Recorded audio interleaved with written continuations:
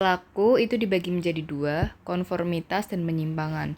Konformitas itu adalah perilaku yang sesuai dengan nilai dan norma yang di masyarakat, sementara penyimpangan itu tidak sesuai.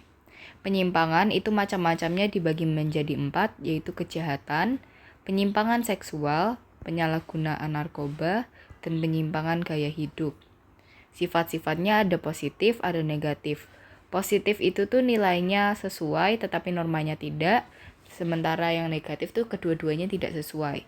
Contohnya yang positif apa? Misal di suatu lingkungan, biasa yang identik untuk mencari nafkah laki-laki, tetapi ada ibu-ibu yang bekerja sebagai ojek untuk memenuhi nafkah keluarga. Itu kan nilainya positif karena dia berusaha untuk mensejahterakan keluarganya, tetapi secara norma mungkin tidak dapat diterima secara luas di masyarakat. Kalau yang negatif itu ya, misal kita nyontek, itu secara norma kita nyalain aturan, secara nilai juga kita tidak jujur. Terus disebabkan oleh pertama agen sosialisasi yang tidak baik, subkebudayaan menyimpang, dan belajar menyimpang. Kita masuk ke ciri-ciri perilaku menyimpang. Ada 6. Yang pertama harus dapat didefinisikan, artinya diketahui penyebabnya. Kedua, dapat diterima atau ditolak, artinya dia memiliki sifat, ya bisa berupa positif atau negatif tadi. Terus penyimpangan relatif atau penyimpangan mutlak. Perbedaan relatif dan mutlak itu tuh ditentukan oleh frekuensi dan kadar penyimpangannya. Yang mana relatif itu tuh jarang dilakukan dan biasanya normanya tuh lebih ringan, sementara yang mutlak itu tuh sering dilakukan dan normanya berat. Intinya, kalau seseorang melakukan penyimpangan yang berat dan sering, dia akan mutlak dikatakan menyimpang. Sementara orang yang jarang melakukannya, itu masih relatif. Jadi bagi orang ada yang sebagian nganggap dia itu tuh menyimpang, ada yang sebagian masih mewajarkan. Terus penyimpangan terhadap budaya, itu ada nyata dan ideal. Nyata itu yang terjadi di masyarakat dan ideal itu yang seharusnya terjadi. Misal kita mengikuti upacara adat, seharusnya tata caranya tuh berbeda, tetapi nyatanya yang terjadi di masyarakat begitu, ya udah makanya kita menyimpang terhadap budaya secara nyata gitu. Terus ada norma-norma penghindaran. Itu artinya adalah aturan yang dibuat individu untuk memenuhi keinginan tanpa menentang nilai-nilai tata kelakuan secara terbuka. Intinya, norma tambahan yang dibuat untuk mewajarkan penyimpangan. Contohnya apa? Misal, kita nih suka ngomong kasar. Kita tuh bikin aturan lagi. Ya nggak apa-apa ngomong kasar asal nggak ngomongnya kotor, asal nggak bawa-bawa nama orang tua atau gimana-gimana gitu. Itu tuh aturan yang kita buat-buat sendiri kan untuk memenuhi keinginan kita ngomong kasar. Tetapi kita tidak secara terbuka menentang norma kesopanan. Terus yang terakhir, penyimpangan sosial yang bersifat adaptif. Artinya cara menyesuaikan kebudayaan dengan perubahan sosial. Yang namanya penyesuaian pasti ada perubahan dan perubahan ini tuh pasti berbeda dengan norma yang ada sebelumnya. Makanya ini tuh disebut penyimpangan. Terus jenis-jenis penyimpangan menurut Lambert 1951 berdasarkan bentuknya dibagi menjadi primer dan sekunder. Artinya yang primer, devian masih dapat diterima di masyarakat karena melakukan pelanggaran kecil. Sifatnya temporer atau ya sewaktu-waktu doang dan dapat ditolerir. Sementara yang sekunder, devian dikenal sebagai pelaku menyimpang dan sifatnya berulang-ulang dan tidak dapat diterima. Intinya primer tuh masih oke, yang ini sudah tidak oke. Terus berdasarkan pelaku ya ada individu, ada kelompok. Disebabkan oleh pertama, agen sosialisasi tidak dapat menjalankan tugasnya dengan baik. Tugas-tugasnya apa aja sih? Keluarga itu tugasnya asuh, asih, dan asah. Artinya mempersiapkan individu untuk terjun ke masyarakat. Teman sebaya adalah teman-teman yang ada di tempat tinggal kita dan teman sepermainan kita. Sekolah tuh untuk asah, untuk menambah skill. Terus medsos itu tuh koran, iklan, IG, dan lain-lain. Terus proses sosialisasi subkebudayaan yang menyimpang. Ini dilakukan dengan cara meniru kebudayaan yang tidak sesuai dengan kebudayaan kita. Biasa kebudayaan ini tuh salurannya dari medsos. Makanya ketika medsos menyarankan kebudayaan-kebudayaan yang tidak sesuai, dia gagal menjalankan tugasnya dengan baik ke kita karena menyebabkan penyimpangan. Yang ketiga, penyimpangan sebagai hasil dari proses belajar yang menyimpang. Kita ngikut-ngikut orang lain dari interaksi sosial, penyerapan dari 4 agen sosialisasi. Macam-macam perilaku menyimpang dibagi menjadi 4. Ada kejahatan, penyimpangan sosial, penyalahgunaan narkoba, dan penyimpangan gaya hidup. Tapi yang akan lebih dibahas itu mengenai kejahatan. Kejahatan adalah tindakan kriminal yang bertentangan dengan nilai norma hukum sosial dan agama. Kejahatan ini ciri-cirinya ada bentuk fisiknya. Bentuk fisik itu maksudnya memengaruhi tubuh kita, aset, bahkan nyawa kita. Kejahatan itu jenisnya dibagi menjadi 5. Ada tanpa korban, terorganisir, kerah putih, kerah biru, dan korporat. Tanpa korban itu artinya tidak membuat orang lain menderita. Singkatnya, imbasnya ke pelaku doang. Misal, judi, seks bebas, narkoba, mabuk-mabukan.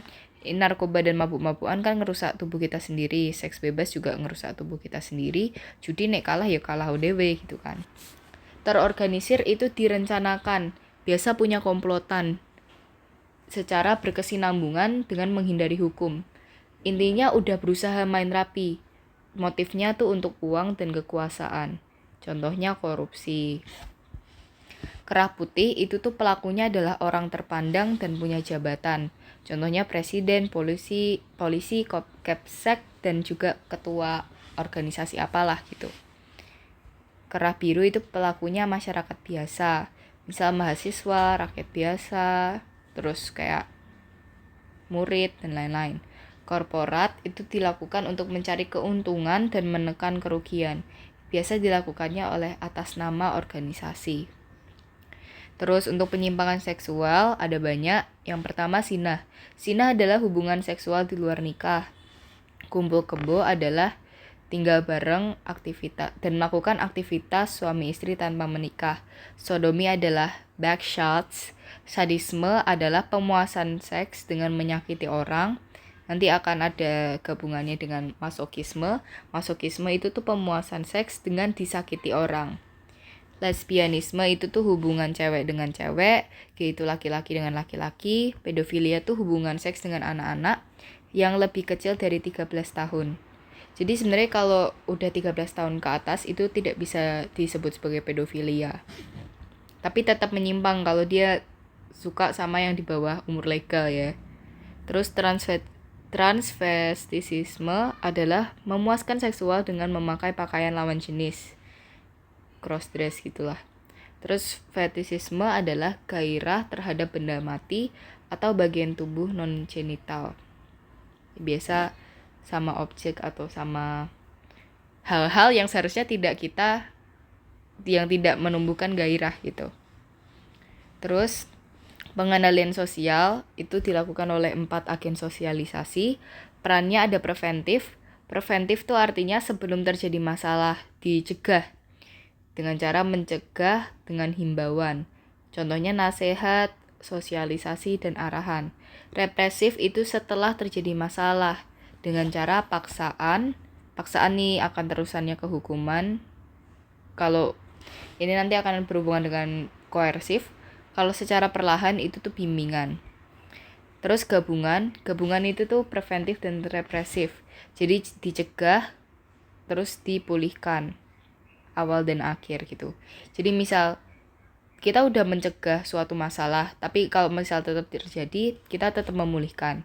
Persuasif itu ajakan dari agen sosialisasi, bimbingan arahan agar tidak menyimpang. Koersif itu dipaksa dengan adanya tindakan fisik, dilakukan oleh pihak yang berwenang biasanya. Nah, bedanya preventif sama persuasif. Persuasif itu tuh lebih ke bimbingan, lebih ke ajakan, sementara preventif itu lebih ke himbauan, kayak larangan gitu loh. Nah, alat pengendalian sosial itu ada cemooh, desas-desus, pendidikan, pengucilan, fraudulence, intimidasi, kekerasan fisik, dan hukum. Hukumnya koersif gitu. Kita bahas cemooh atau ejekan, itu tuh ya mengejek individu yang menyimpang.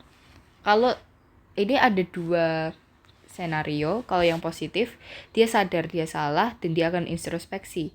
Kalau tidak baik, ya akan menimbulkan kejahatan psikologis. Terus desas-desus atau gosip, menyebarin berita yang belum tentu benar dengan tujuan membuat individu yang dibahas itu malu sehingga mengurangi penyimpangannya. Ini tuh biasa gosip karena kritiknya tidak dapat disampaikan secara langsung sehingga dia nyebarin berita yang belum tentu benar. Terus secara pendidikan itu tuh dia punya nilai dan norma. Nilai dan norma itu fungsinya untuk mengatur perilaku sehingga mereka akan patuh terhadap nilai dan norma. Terus ostracisme atau pengucilan. Dibiarin hidup bareng tetapi tidak dianggap. Dampaknya itu marginalisasi, dikucilkan atau ditepikan, kehilangan hak-hak, lalu akan ada diskriminasi. Perilaku masyarakat yang memicu pengucilan disebut labeling. Terus fraudulence. Fraudulence itu tuh biasanya terjadi pada anak-anak. Dia punya backingan, dia merasa punya backingan. Terus hal yang dipunya yang bikin lebih dominan, nah backingan ininya. Misal kayak anaknya ngomong, bapakku polisi, bapakku punya Allah gitu. Nah, itu fraudulence. Ininya kayak dia mau maju, tapi harus punya backingan dulu. Akhirnya bohong-bohong gitu. Intimidasi atau ancaman, itu tuh hal-hal yang dilakukan untuk menakut-nakutkan devian. Kekerasan fisik, itu tuh menyebabkan dampak pada fisik ya. Terus hukum itu dilakukan oleh pihak berwenang dengan paksaan dan dengan norma hukum.